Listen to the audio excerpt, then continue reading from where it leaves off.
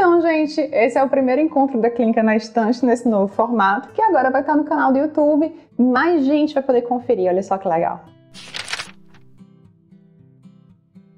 Vocês lembram que a gente tinha combinado de conversar sobre o livro da argentina Samantha Schweblin, Distância de Resgate? Pois é um livro bem fininho, mas eu não sei vocês, foi a minha terceira leitura para fazer essa conversa aqui. E nossa, a mesma azia de sempre. É garantido. Tenho que tomar um sal de frutas aqui valendo toda vez que eu me encontro com esse livro. É muito angustiante. A história começa com a personagem principal, Amanda, acordando num lugar desconhecido.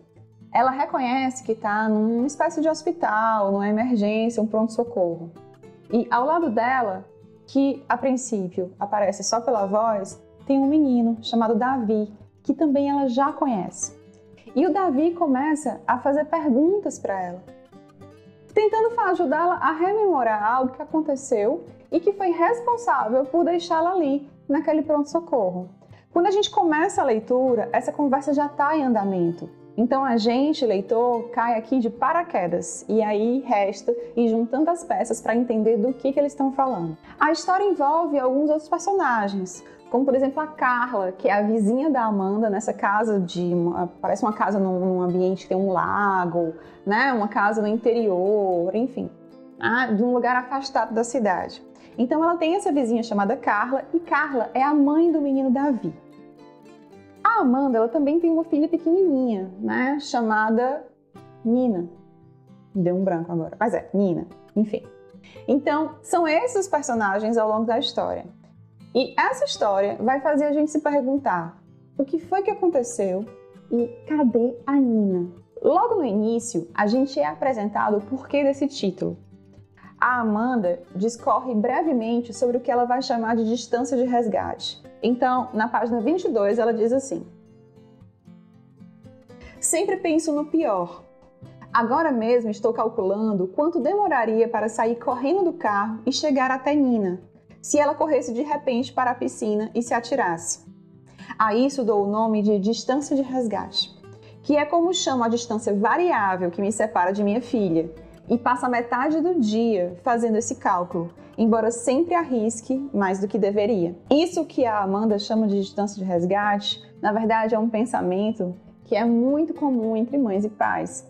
Mas aqui a gente vai focar um tanto mais na maternidade, que é o porquê da minha escolha para esse livro, para esse nosso momento aqui na Clínica na Estante. Um dos aspectos mais interessantes dessa leitura é fazer a gente pensar justamente sobre a possibilidade dessa distância de resgate.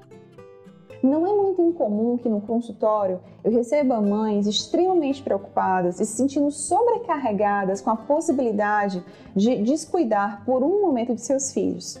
A pressão social em cima da mulher é muito grande. Qualquer deslize, qualquer piscar de olhos, nem fechar, é qualquer piscar de olhos, né, pode gerar uma tragédia. A gente sabe que as crianças muitas vezes podem ser escorregadias. Principalmente as mães de primeira viagem, elas estão sempre muito atentas e, consequentemente, muito estressadas. Elas ficam tentando a todo custo preencher justamente essa distância de resgate, deixar esse fio que as liga, né, às suas crias, bem curtinhos, né, para que elas possam ter justamente esse controle. Só que isso, gente, é impossível. Esse livro vai trazer um aspecto que, ao meu ver, é também um tanto escorregadio. E é preciso olhar para ele com muita delicadeza. Daí a importância da gente poder conversar sobre isso. O que a Samantha Schweblin vai fazer a gente pensar é até que ponto as nossas tragédias individuais, elas são apenas individuais. E até que ponto é necessário levantar um pouco o rosto e olhar além, buscando também as causas mais amplas, as causas sociais, as causas coletivas. No caso da distância de resgate, ao longo da história a gente vai entender que Amanda e Nina acabam sendo intoxicadas por aditivos químicos, por pesticidas usados nas plantações da cidade onde elas estavam.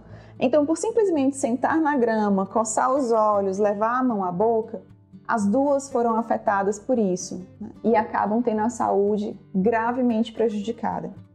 Mais adiante a gente vai perceber que, na verdade, esse é um mal conhecido e, de certa forma, tolerado e acobertado pela comunidade.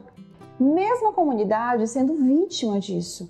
Então a gente vai acompanhar crianças que têm má formação, né, mães que têm abortos, enfim, mas a cidade inteira acoberta. Há um silenciamento desse problema, provavelmente porque é a maior fonte de sustentação dessa comunidade. Essa comunidade sobrevive trabalhando no campo para essas empresas pesticidas e para a criação de soja. Então a provocação que vem é até que ponto nós também somos responsáveis pelas tragédias individuais a partir do momento que nós nos cegamos para os grandes problemas coletivos, para os grandes problemas sociais que assolam a nossa comunidade.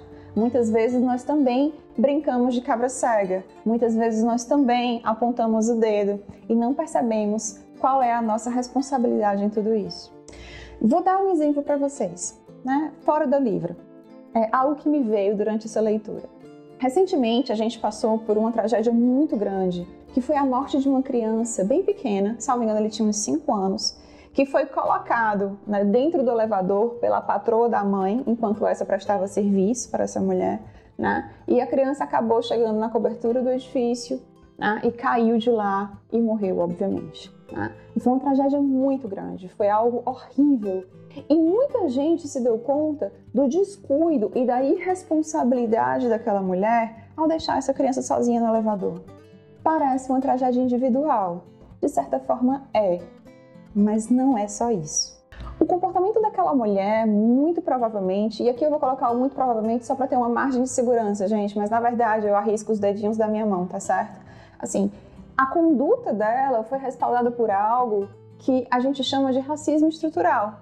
Então, é o racismo que permeia a nossa sociedade e muitas vezes é silenciado e muitas vezes a gente faz que não existe, enfim, e ele continua aí tirando vidas e continua colocando as pessoas em perigo e continua aniquilando a população. O racismo estrutural seria o equivalente aqui ao uso de pesticidas nessa comunidade. Veja, é uma tragédia pessoal, mas também é uma tragédia social e a gente precisa estar atento a isso. Por que trazer isso para a Clínica na Estante? Porque eu considero que é muito importante para nós, psicólogos e psicólogas, estarmos atentos a isso. Quando a gente recebe uma demanda no consultório, a gente não pode ter um olhar só para aquilo que é dado como uma demanda individual. O medo dessa mãe de repente, né, deixar um filho só e acontecer alguma coisa, o medo que essa mãe sente de sair sozinha com a criança, a carga que essa mãe sente por se sentir tão responsável pelos filhos. Tudo isso, gente, é individual, mas tem uma grande canalização social e coletiva que nós precisamos estar atentos. E daí eu lanço para vocês. Faz sentido diante do que vocês leram? O que vocês acham de tudo isso? Aqui vocês podem discordar de mim, vocês podem trazer outros pontos de vista e a gente pode continuar crescendo nesse assunto. Fica lá no Telegram para vocês entrarem, conversarem comigo, conversarem com os outros participantes e contar pra gente, né, assim, como é que foi a experiência de leitura, né? O que atravessou você nessa leitura da Samantha Schweblin?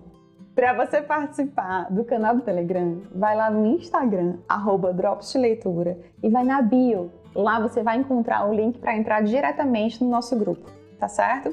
E aí lá a gente vai poder conversar mais sobre isso.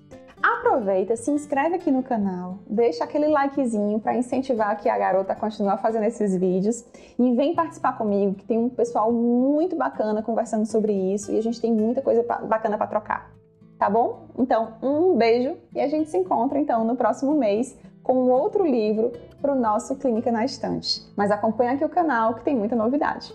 Tchau, tchau!